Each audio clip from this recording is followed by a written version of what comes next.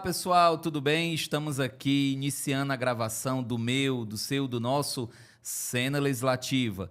E o tema de hoje são os desafios, as pesquisas, as atividades e as grandes questões que envolvem a nossa Universidade Estadual do Ceará. E o nosso convidado é o professor, reitor da UES, professor Idelbrando Soares, a quem eu agradeço a presença no nosso programa. Agradeço mais uma vez aqui essa oportunidade de estar conversando, dialogando diretamente com você, mas eu sei que também com o povo do Ceará, que esse é o nosso grande objetivo. Muito obrigado aqui pelo espaço. Muito bem, professor. Para começar, uma grande questão, né? Quais são os desafios, pegando o ano de 2024, o que é que você demarca como o grande avanço, o principal ponto da Universidade Estadual do Ceará no ano de 2024? O que é que a gente precisa lembrar de 2024 com relação à UES? Nós estamos diante, na verdade, de um processo que 24 faz parte. E é o processo que eu diria que é o ponto mais alto da história da nossa universidade. Eu diria que é um fato histórico que vai ficar gravado para frente como história institucional, que é a política de expansão e de interiorização da Universidade Estadual do Ceará. Na verdade, é uma grande política estadual de expansão e interiorização das universidades estaduais do nosso estado, mas a Universidade Estadual do Ceará, de 22 para cá, construiu 3 novas faculdades, são 9 novos cursos, né, chegando ao interior do estado do Ceará, aproximando a universidade do nosso povo e da nossa gente. E aí, professor, a gente sabe que a universidade ela é composta por uma comunidade que é formada pelos alunos da graduação, da pós-graduação, os servidores, corpo técnico, os professores. E aí eu estou sempre pegando a sua visão em perspectiva. É muito interessante.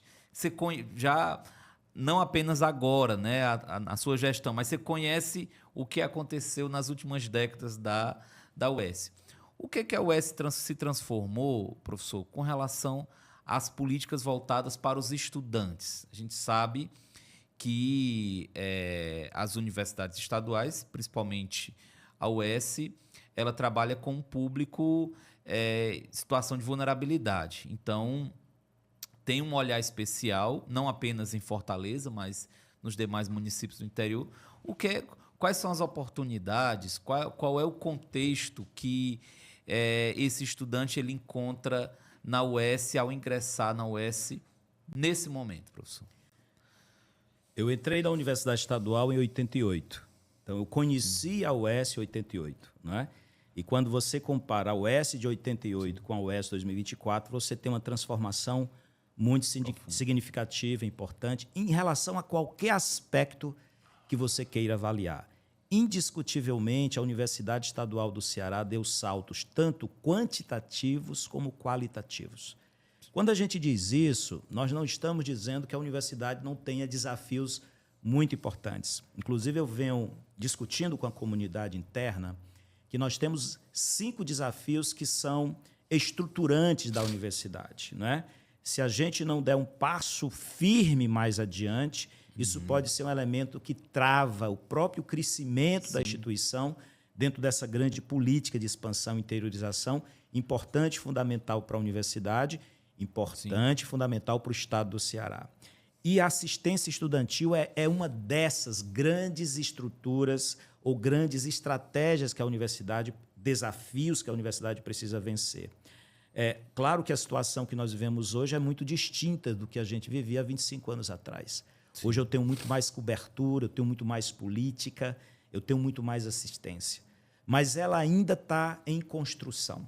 Eu vou te dar um dado aqui importante.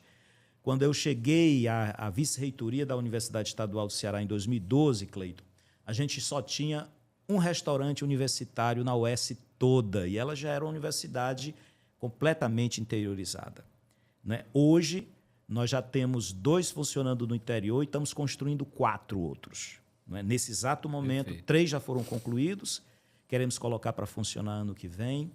Não é? E no interior do estado? Todos no interior do estado. Nós fizemos agora, construímos o refeitório de Fátima, aqui no campus Itaperi. Sim.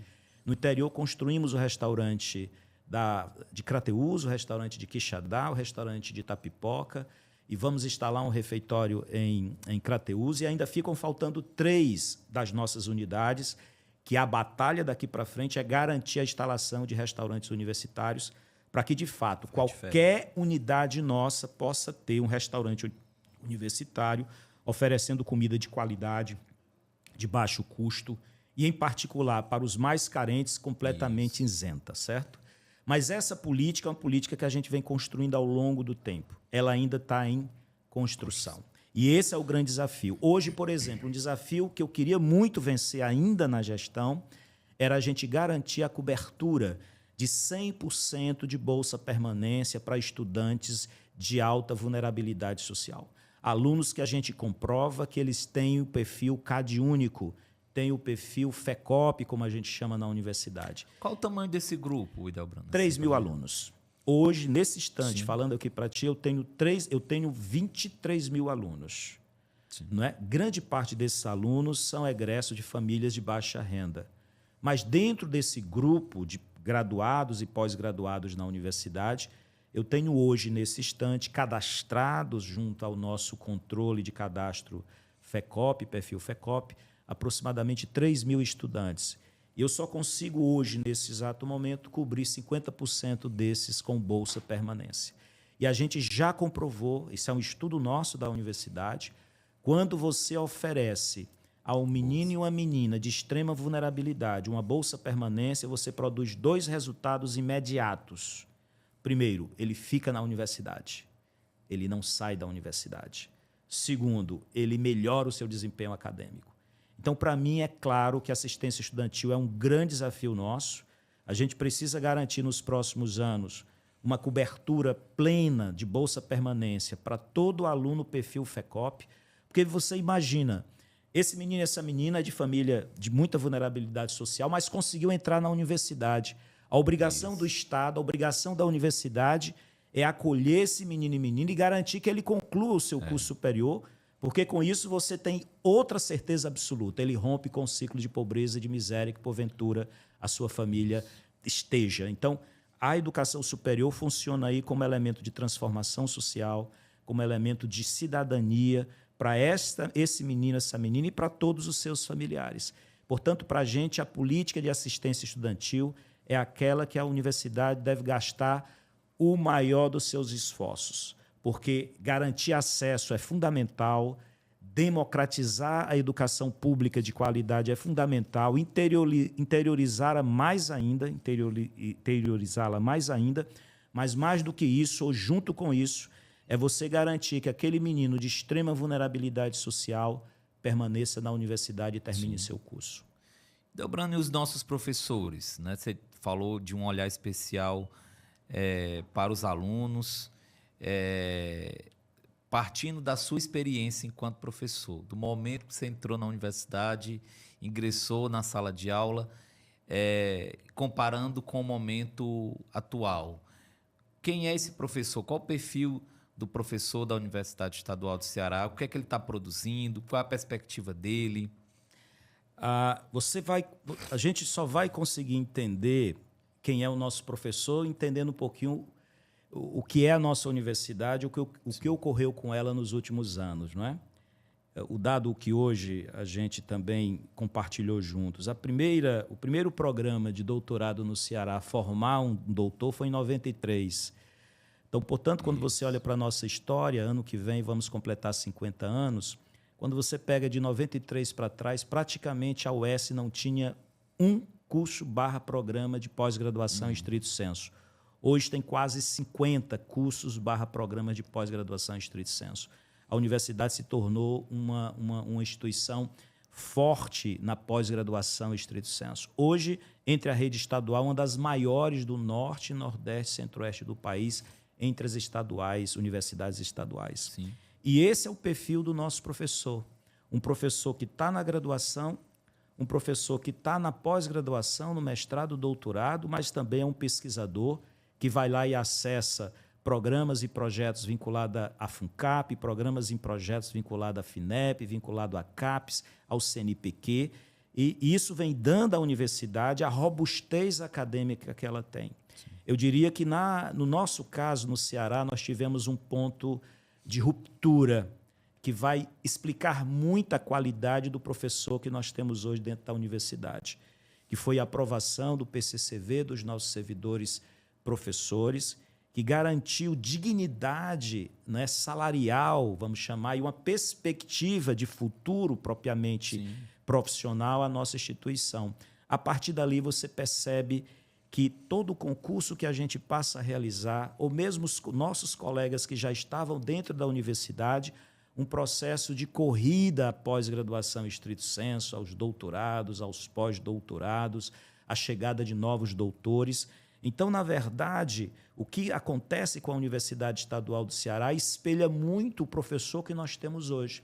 Isso. Um professor pesquisador, um professor de muita qualidade, um professor de excelência, professora, que garante, por exemplo, toda a qualidade do processo de avaliação que a universidade tem hoje. Não é? Quando se pergunta por que a UES hoje está bem ranqueada, enquanto uma universidade pública estadual, bem ranqueada no Brasil, bem ranqueada na América Latina. Isso explica, logicamente, por toda a política de investimento que objetivamente é feito na universidade.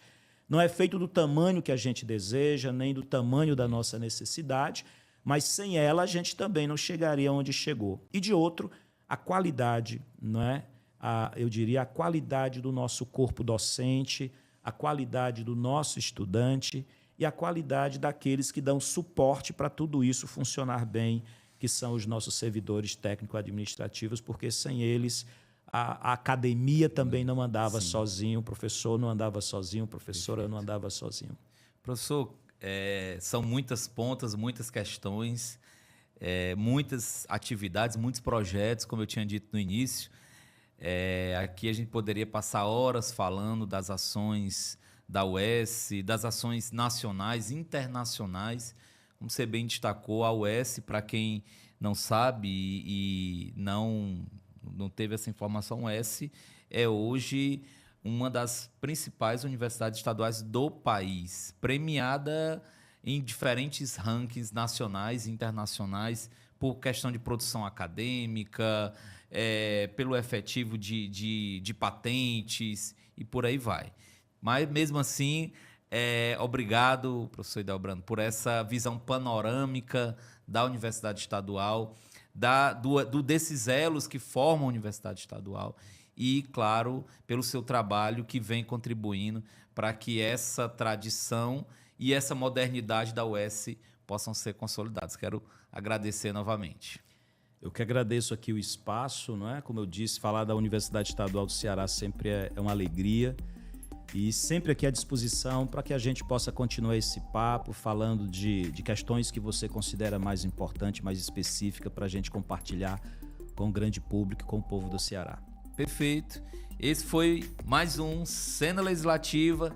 Vejo você no nosso próximo programa.